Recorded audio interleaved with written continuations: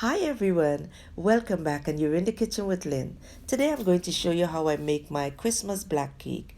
And if you want to see how it's being done, just keep on watching. Also hit the subscribe button and thumbs up if you like this recipe.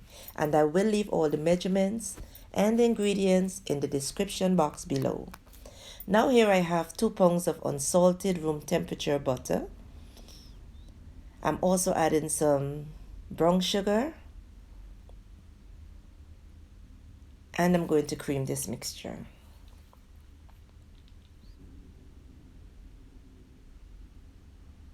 You want to stop at times and just scrape the sides of the pan just so that the sugar and the butter can be well incorporated.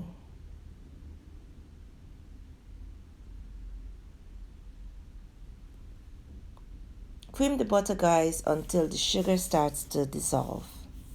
Now I'm going to place the mixture into my mixing bowl. And I'm going to be using 24 eggs and I'm bursting them one at a time just to ensure that they are good.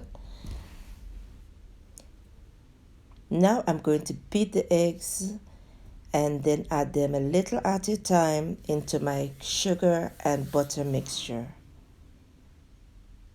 And mix well.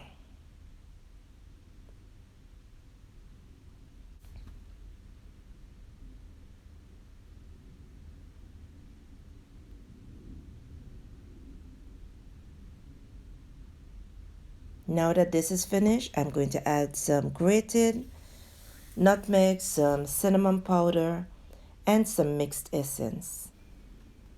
And combine the mixture well.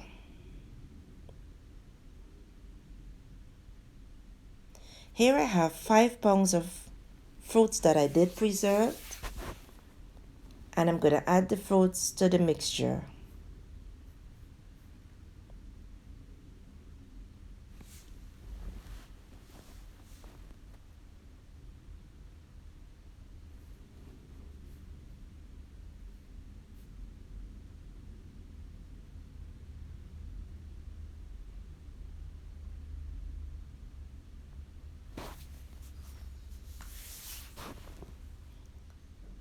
Mix the fruits well, guys. I'm going to also add some shortening that I did melted, and I allow it to come back to room temperature, but not too stiff. This is going to allow my cake to have a nice soft texture. Here I'm also adding some peanut butter, and this is optional. I like to add peanut butter. It also gives my cake a nice nutty flavor. You can use chopped nuts if you want, but I prefer to use the peanut butter.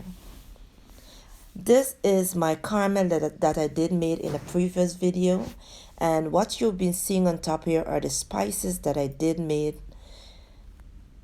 the caramel with, and now I'm straining it so that the spices would not get into my mixture, and I'm going to use the caramel to darken my cake.